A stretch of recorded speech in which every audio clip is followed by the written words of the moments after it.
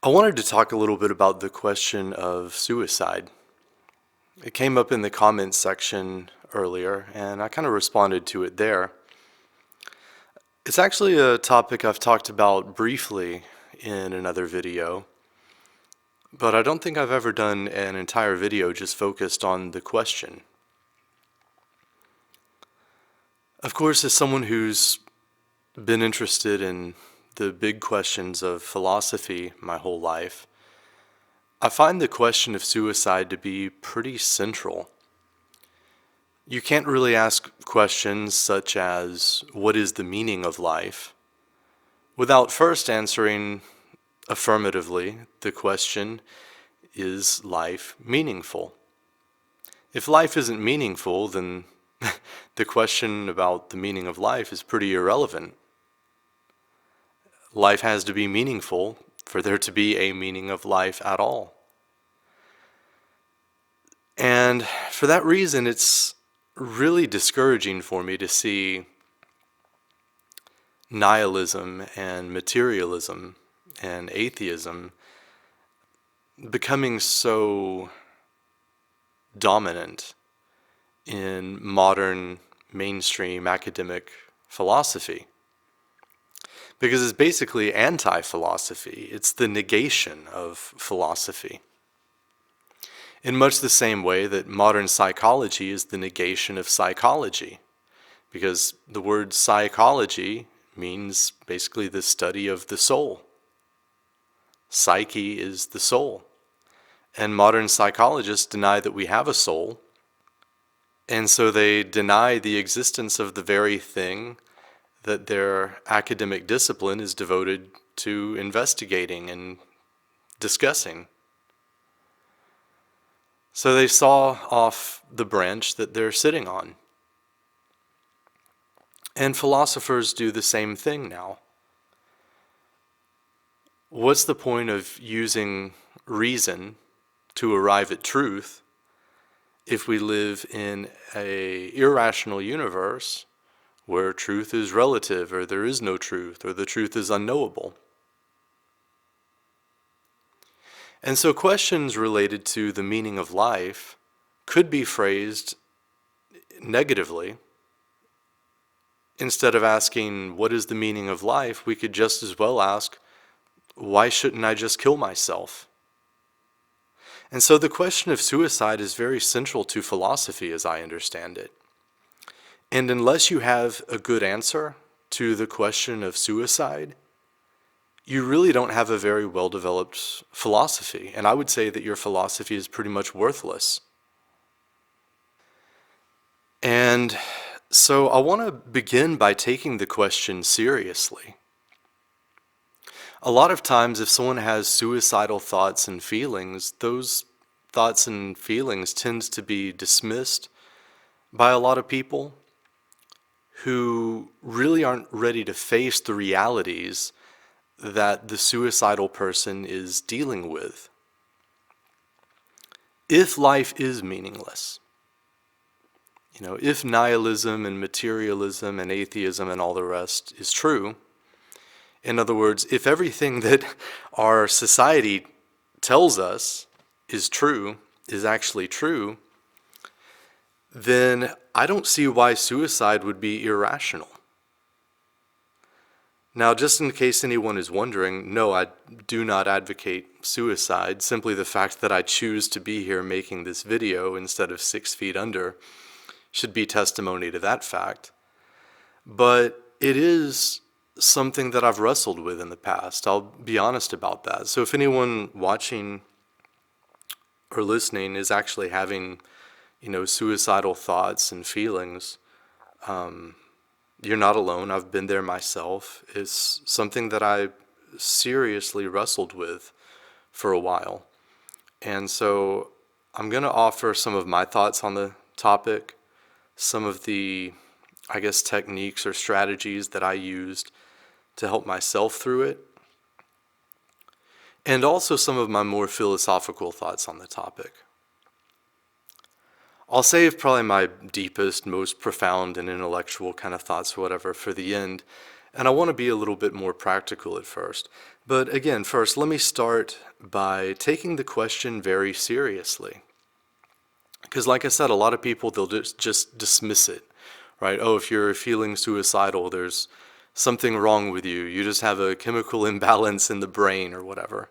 Of course, they're going to point to a chemical imbalance in the brain because all you are to them is a collection of atoms and, chemical responses and, electrical or chemical synapses in the brain, and that's all you are. You have no soul, and, everything's meaningless.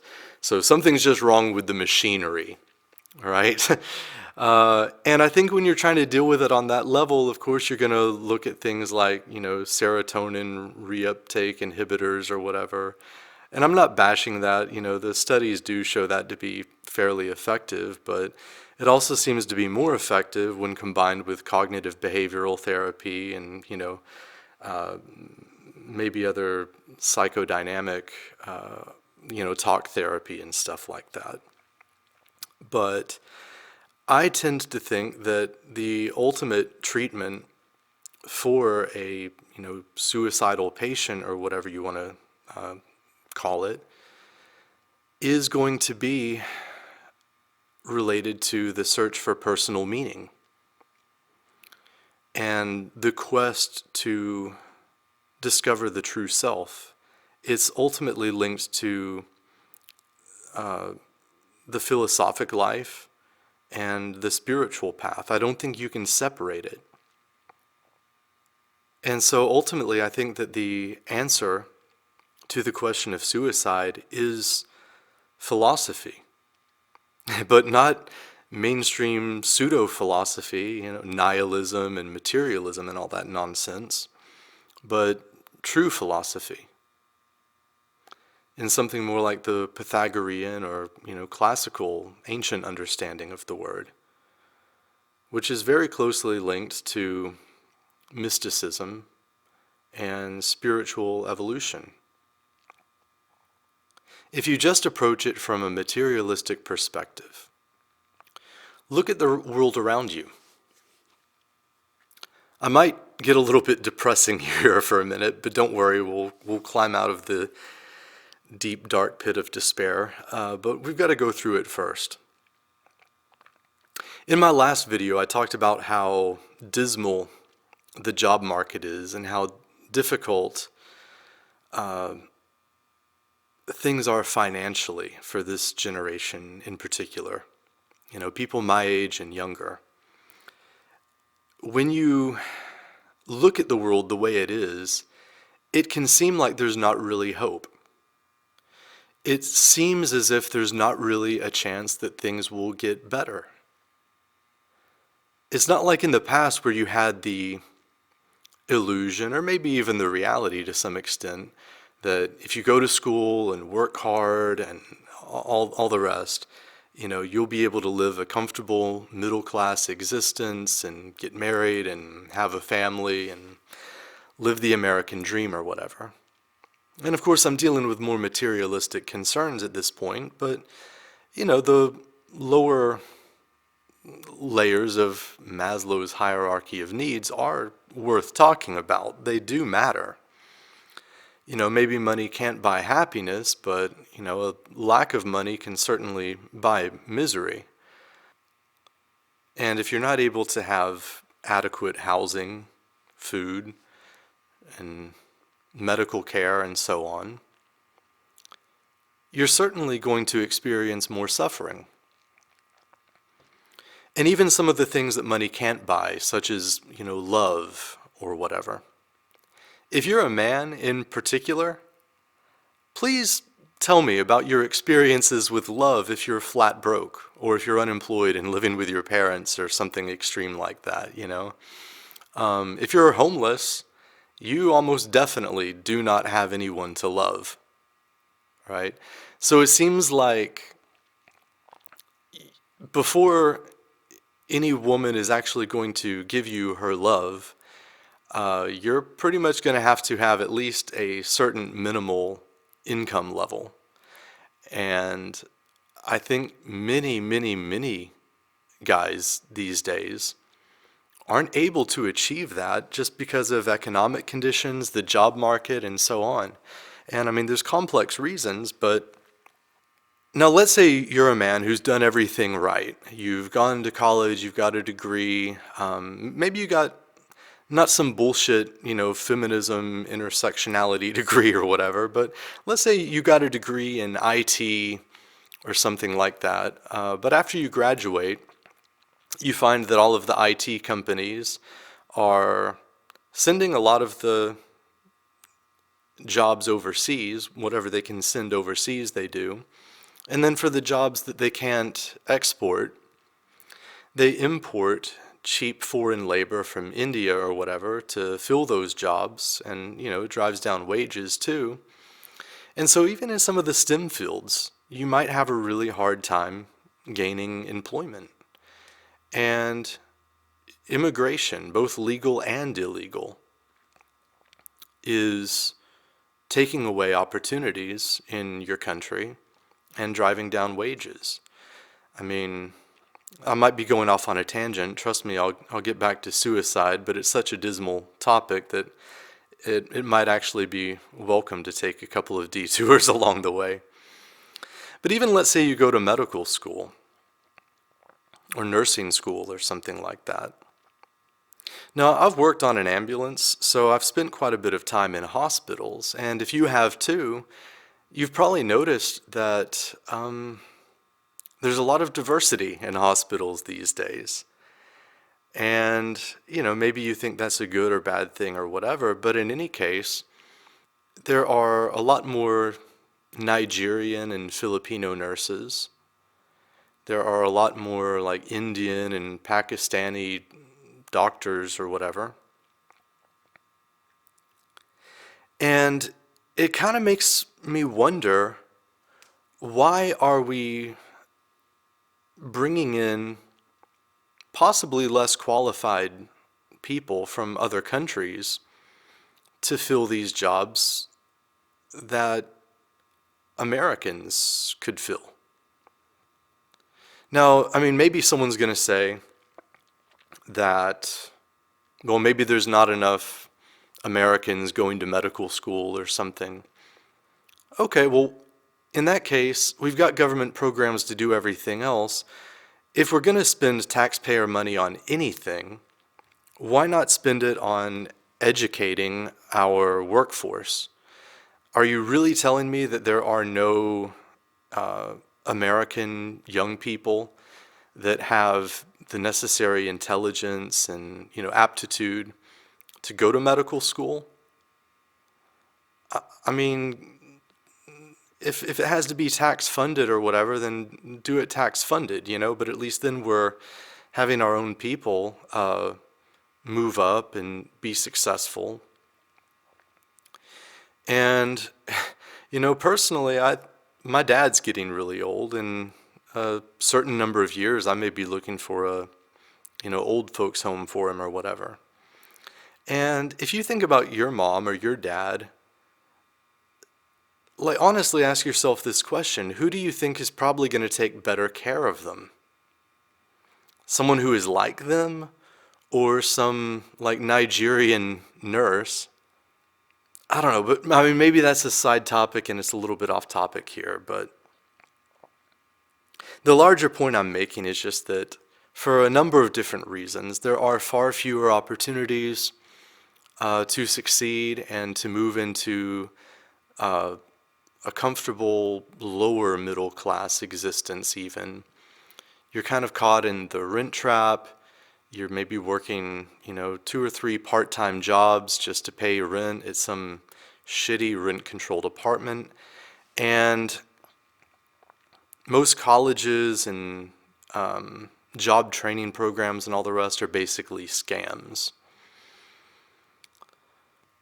Once you spend several years of your life trying this, trying that, trying everything you can think of to trying everything that your teachers and parents and so on have advised you to do, and none of it works, and the more you look into it, it just starts to seem like nothing ever will. It, it seems like there's virtually no chance whatsoever that you'll ever be able to earn a decent income. I'm not talking about six figures. I'm not talking about becoming a millionaire. I'm just talking about being able to actually buy a small house, being able to be in a position to get married and raise children and provide them with a basic quality of life. When you feel like that is completely denied to you, no matter what you do, right? It's not that you're too lazy to work for it or anything like that. It's just there's no opportunities. You've spent years and years looking for them and trying different things that you've been told should work and trying everything you can think of to do. It starts to feel like, okay, well, this is just the way it is, so I'm gonna like push carts at Walmart or whatever because there's nothing better. Or, you know, that can be really depressing. It can be really discouraging. And I think a lot of people are in that boat. And like I said, for men, that problem is very closely related to the problem of finding love and companionship. Because if you're, I don't know, like working as a security guard somewhere for $10 an hour or something like that, how successful are you likely to be in finding a woman who's going to want to be with you? If you think that women don't care about how much money you earn, I, I think you're pretty naive, and I don't think you've kind of taken that red pill. And I'm not even saying that all women are gold diggers. I don't think they are. I'm just saying that there is at least a certain level of income or financial independence that a man has to reach in order to even be considered dateable, much less, you know, marryable or whatever, by the average woman. And so I realize that there's a lot of guys who are going MGTOW or whatever, and they say, well, I don't want to get married or I don't want to have kids. But a lot of men do.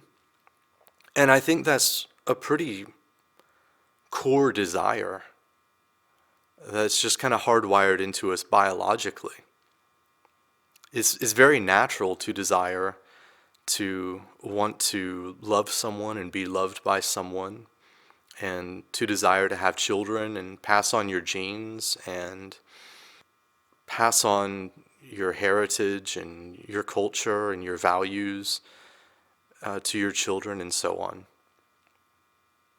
And I think that even most MGTOW guys or whatever, they feel that, they have that desire. It's just basically they feel like, you know, because of laws or, you know, the way society has changed or female nature or whatever, they feel like they can't have it. But I think deep down they all want it. Just they're choosing for different reasons to kind of let go of that. But I think that's unfortunate.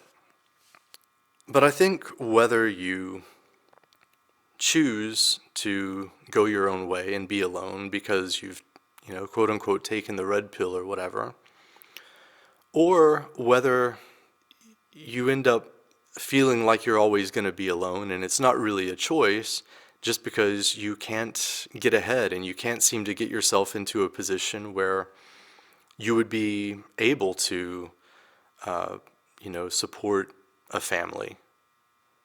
I think that can be a factor that can contribute to feelings of depression and suicidal thoughts. So those are just some practical things that I think contribute to depression, especially in men in the modern world. And, you know, that has to be acknowledged. So I think if you're having feelings of depression or even suicidal thoughts as a response to reality, I think you have to deal with the reality. I don't think you can just, you know, pathologize those feelings as if they're irrational when, at least from a certain perspective, they're perfectly rational. But then in a broader sense, if you don't believe that there's anything after this life, or if you think that the universe is basically just a cosmic accident, the result of, a big bang, and there's no intelligence or consciousness or will behind it, there's no purpose to it, the whole thing is not teleological, then even if you have everything, even if you are wealthy and you have like a wonderful relationship and, kids and a successful career and all the rest, that can still feel meaningless. It's like, okay, what's it all for? And so I think that unless you have satisfactory answers to those larger questions, even if you could have all of those, material things, and I don't just mean material things, but I'm also including things like, love, companionship, family life, and those kinds of things too, that are a little higher up on Maslow's hierarchy of needs or whatever. But even if you have all of that, without some sense of higher purpose or answers to some of the big philosophical questions, I still think that the question of suicide is a perfectly rational question. So in the grand scheme of things, it's almost pointless to even deal with those other things until you've dealt with the big questions. So in some ways, in the past, I've thought that Maslow's hierarchy of needs is actually inverted. Unless you have some sense of self-actualization and some sense of higher purpose, then what's the point of finding shelter? What's the point of feeding yourself? Why not just let yourself starve to death? Why not put yourself out of your misery?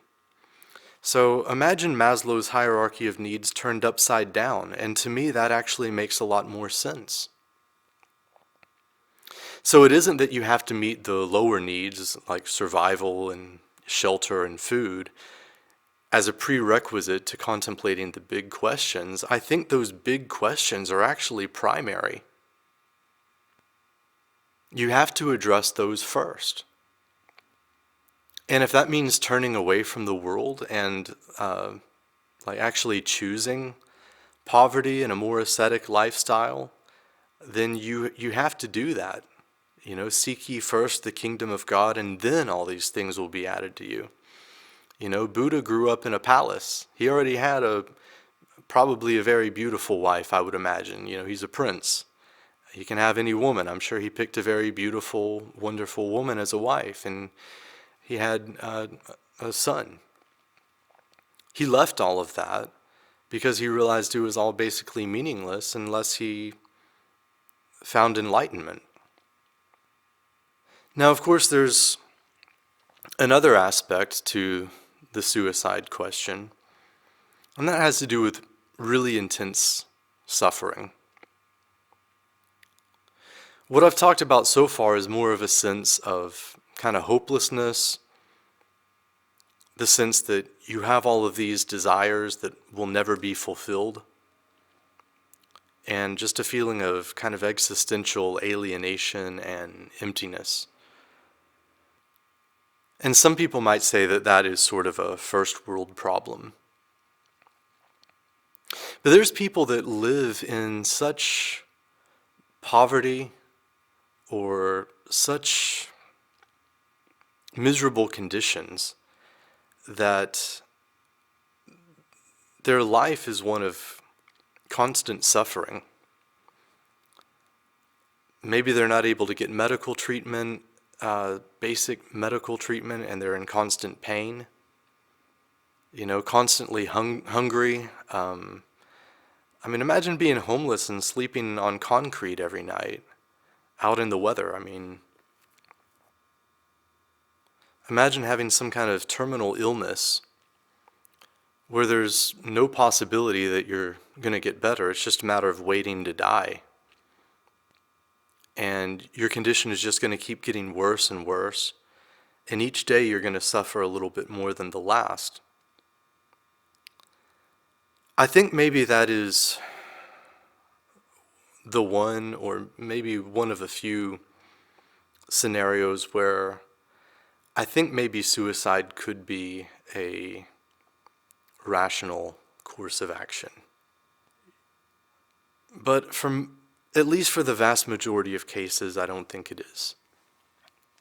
In the vast majority of cases, there's at least a slim possibility that things could get better. Look at it like this. If you're at a point in your life where you're seriously contemplating suicide, things must be pretty bad. I mean, basically, at that point, it can't really get much worse.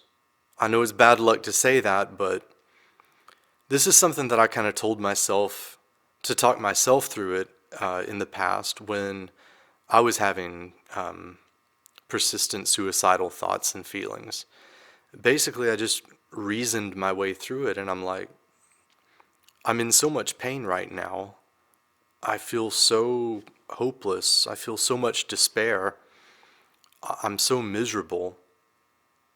I want to die. And things are so bad that I can't imagine feeling worse than I do right now. And there's an ironic kind of optimism that comes from such a deep place of despair. Because things can only get better.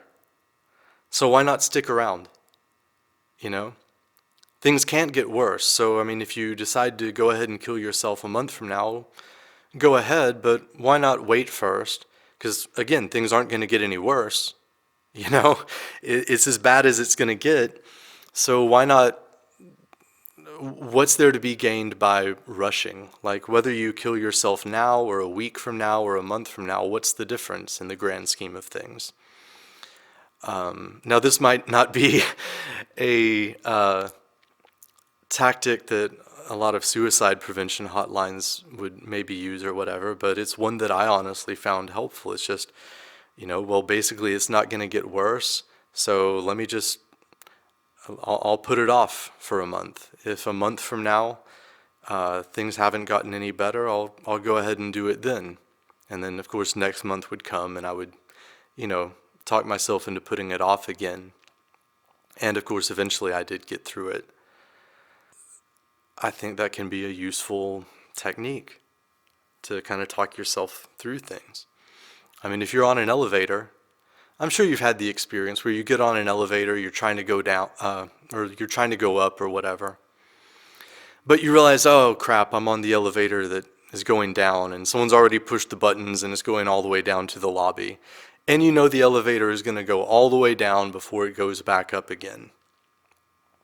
But imagine the insanity of stepping off the elevator once it gets down to the lobby. That's the lowest level. Once the elevator gets to the lowest level, it's only going to go up. And you wanted to go up, right? That was the reason you got in the elevator in the first place. So now that the elevator is finally going up, why not stay on it? You stayed on it that whole time while it was going down. Why step off of it at the lowest point? Life is vibration. Things go from one pole to the other. Once a pendulum swings as far as it can one way, it can only swing back the other direction. People are always tempted to commit suicide the most when the pendulum has swung as far as possible in the bad direction. But that's also the most illogical time to step off. You wouldn't sell a stock when it's low. If anything, you want to sell a stock when it's high, right? When the stock is at its lowest point, there's absolutely nothing to be gained by selling it.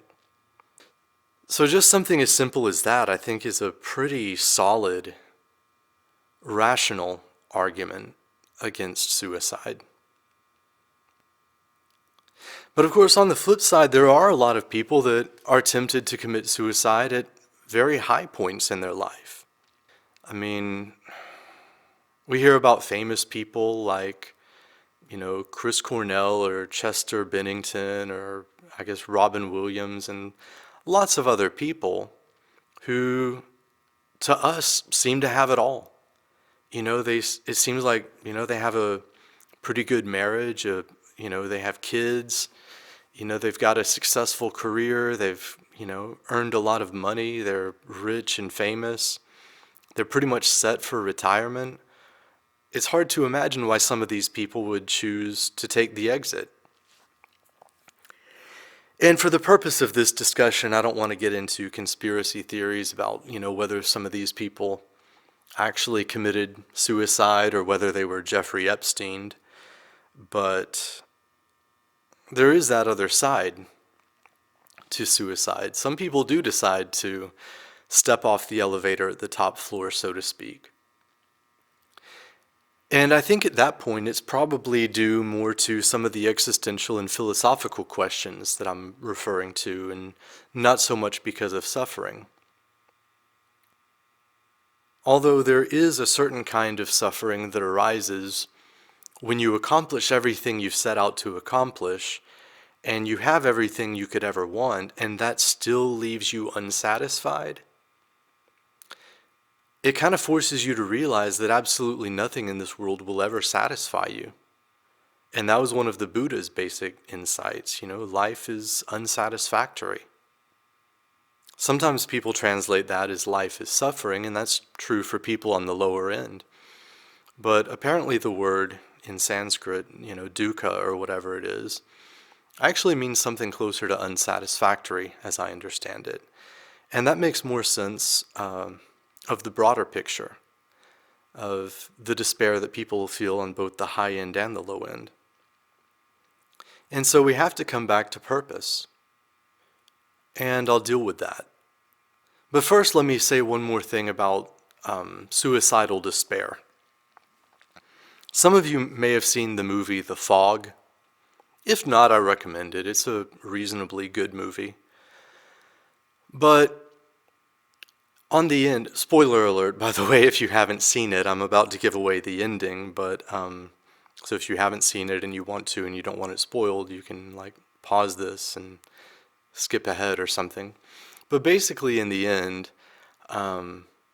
everything seems hopeless. It seems like they're basically sitting in their car on the side of the road, this guy and his family. And basically there's nothing left but to wait for the inevitable. The monsters in the fog are going to probably come and kill them.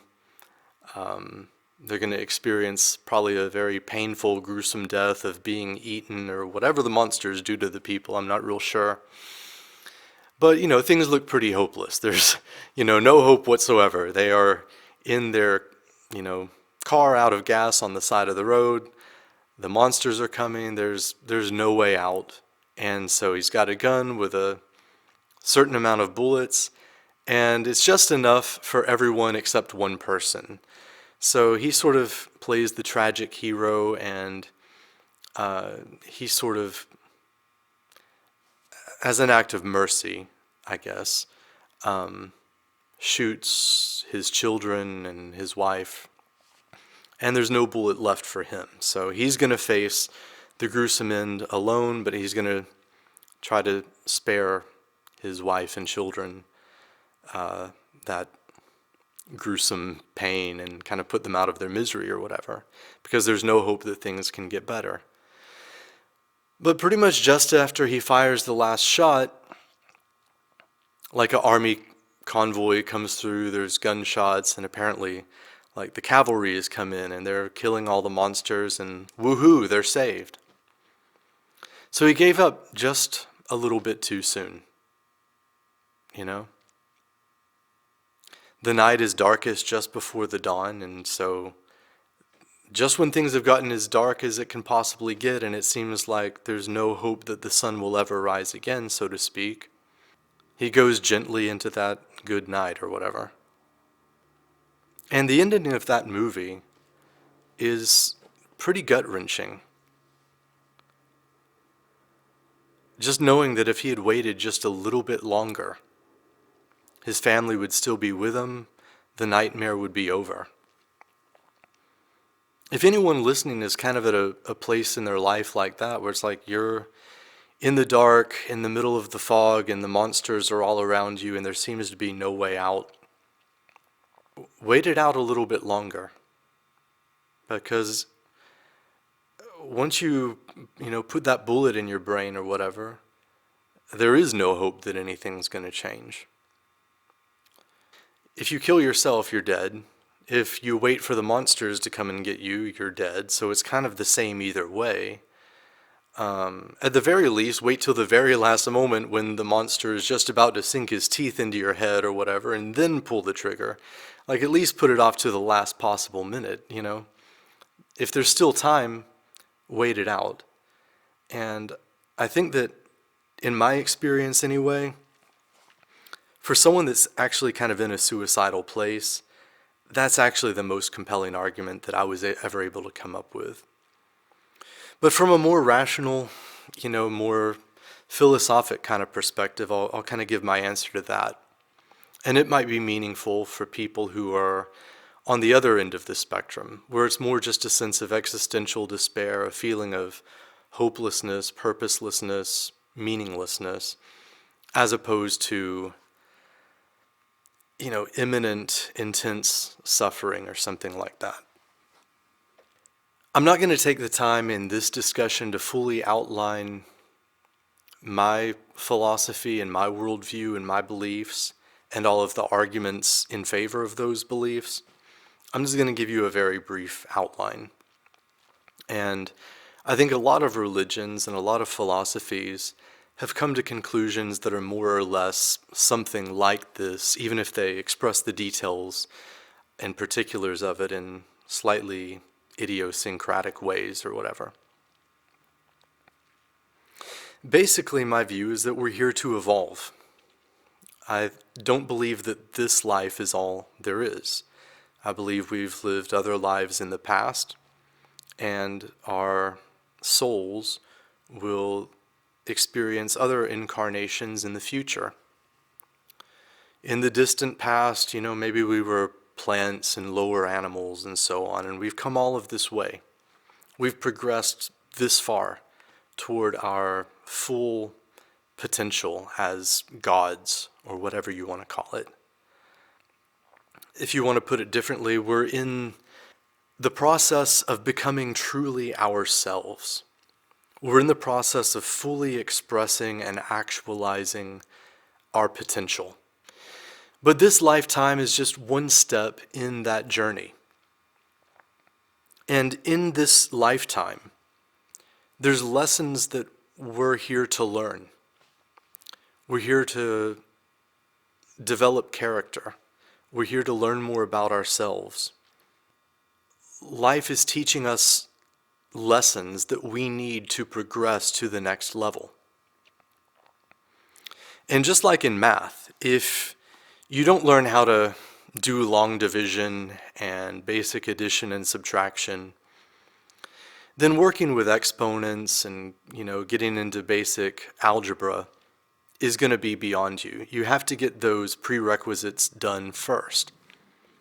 And until you master the problems that are given to you in the textbook, in the class you're in right now, you're not going to be ready to move on to the next class. You've got to do the problems in your workbook for your pre-calculus class before you're able to go on to calculus. You've got to take algebra 1 and 2 in high school before you're ready to take college algebra and all the rest. If you skip a particular problem, you haven't learned the lessons that the teacher intended you to learn by working those sample problems. So in order to help you progress, the teacher is just going to give you other problems that are basically just like it. So let's say you're learning to calculate interest rates and you have some kind of word problem or whatever. And you can't get the answer, you want to give up on it. The teacher might even say, okay, I'll give you a different problem. So you quit that problem, you suicided that problem. But that's really not a way of escaping. It's not a way of avoiding the problem. You're just going to get another one that's very much like it. So if you understand the analogy, and you think of life as being something like that, if you want to kill yourself, it's probably because you're facing and dealing with a problem in life that you don't feel like you're able to overcome. You don't feel like you're able to deal with it, and so you want to escape from it. And suicide seems like a way that you can do this, but it's not.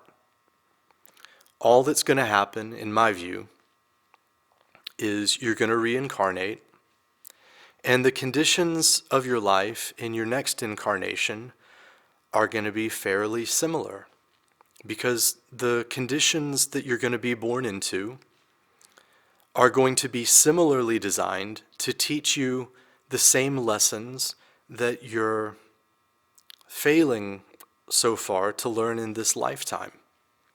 And until you find the answer, until you find the solution, you're never going to be able to progress. You could kill yourself, reincarnate, kill yourself, reincarnate over many lifetimes. But each lifetime is going to be the same because that's where you are right now. Does that make sense? So I understand that if you don't already have a worldview that's something like that, then that answer to the problem of suicide probably won't satisfy you because you don't believe in reincarnation, you don't believe in teleological evolution, or whatever the case may be. I've made the case for some of these positions and beliefs in other videos, and I probably will continue to do so in the future. But I think one of the arguments for a worldview like this is that it does offer an answer to the question of suicide, where so many other religions and philosophies fail to do so. For example, how can a materialist or an atheist or a nihilist answer the question of suicide? What could they say to a friend or family member that's contemplating killing themselves? They can have no answer. Life is meaningless, without purpose.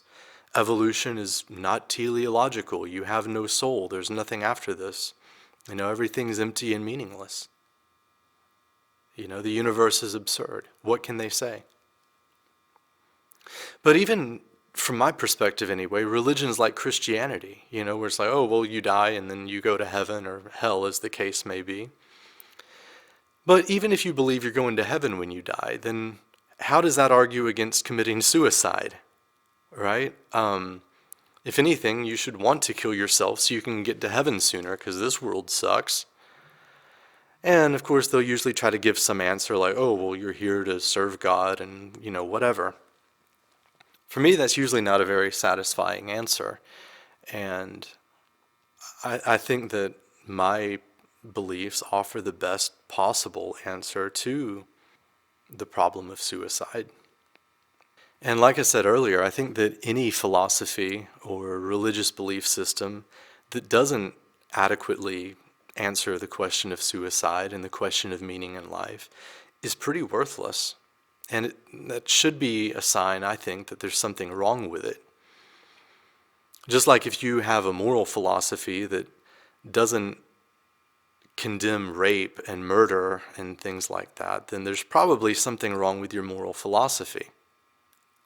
But anyway, those are some of my thoughts on the problem of suicide and the very closely related question of meaning, along with some detours and tangents along the way.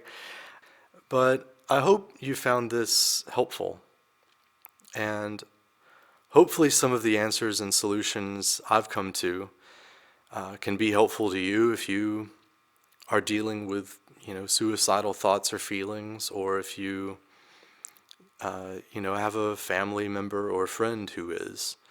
I think everyone kind of has to find their own answer to some of these things, but these are some of mine, some things that I've found helpful. And there's one more thing I want to add. I've heard it said that A person can endure pretty much anything if there's a good enough why. You know, life is suffering. You're going to experience a lot of physical and emotional and psychological pain and anguish in your lifetime. There's no escaping that. And it may very well be that you may find yourself sort of condemned to a life of poverty and loneliness and obscurity or whatever. And yes, that's kind of a depressing thought. But even if that's true, and again, I'm not saying it is, no matter how bad things look, everything can change in a moment. And a lot of times, the night is darkest just before the dawn. Once the elevator reaches the bottom floor, it can only go back up again. So there's no point stepping off there. But even if things really are as bad as they seem to you right now, and even if there is no hope that things will change in this lifetime,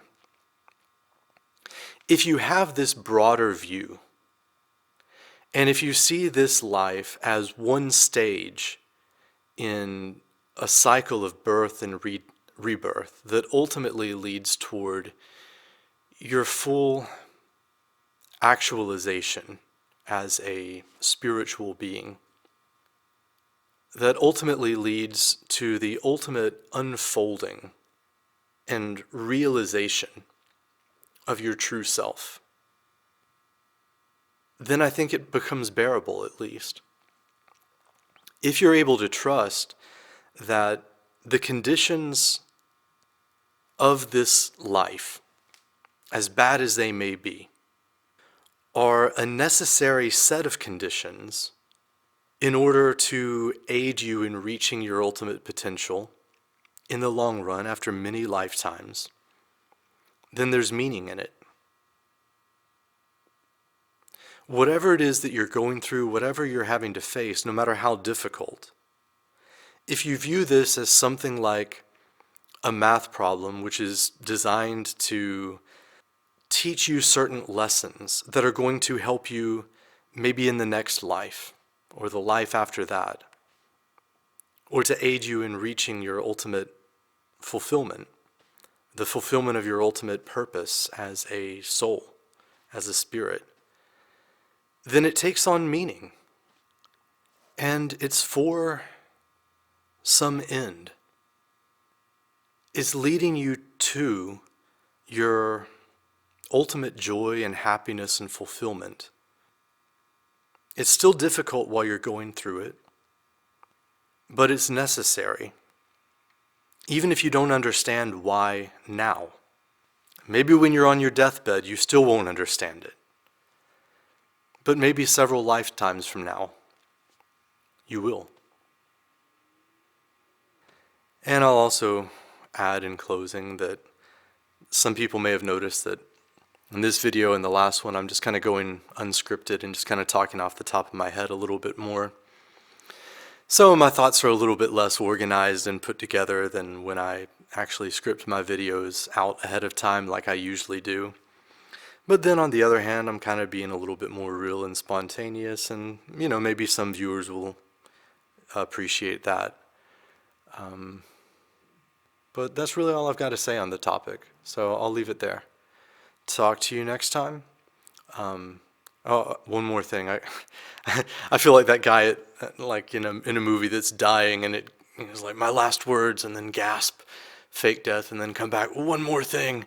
But anyway, there's kind of a tradition on YouTube. We're supposed to end by asking for money, I guess. So my Patreon link and PayPal link and all that's in the description. So if you want to throw me some shekels, I definitely appreciate it. My channel is not and never has been monetized, and I think YouTube probably deems a lot of my content to not be very ad friendly. And I'm being punished in the algorithms for having some unpopular opinions about some things. It's entirely possible this video may be restricted or banned because I use the word suicide in it. I've heard some people saying that that gets you blocked, which is unfortunate because I think there's a lot of people out there that would benefit from listening to a video like this Maybe it wouldn't help some people, but other people it might. There may be people out there that are feeling, suicidal, or they're asking themselves, why should I go on? Why shouldn't I just end it? And they might be searching YouTube, looking for videos about, why shouldn't I kill myself, or, looking for answers to the question of suicide and so on, and then they can't find it because YouTube is suppressing any content that addresses the topic of suicide, and so they end up, doing something unfortunate instead of finding an answer that allows them to, keep moving forward. So hopefully YouTube changes its ways, but I'm not holding my breath. So anyway, I'll see you next time. Peace.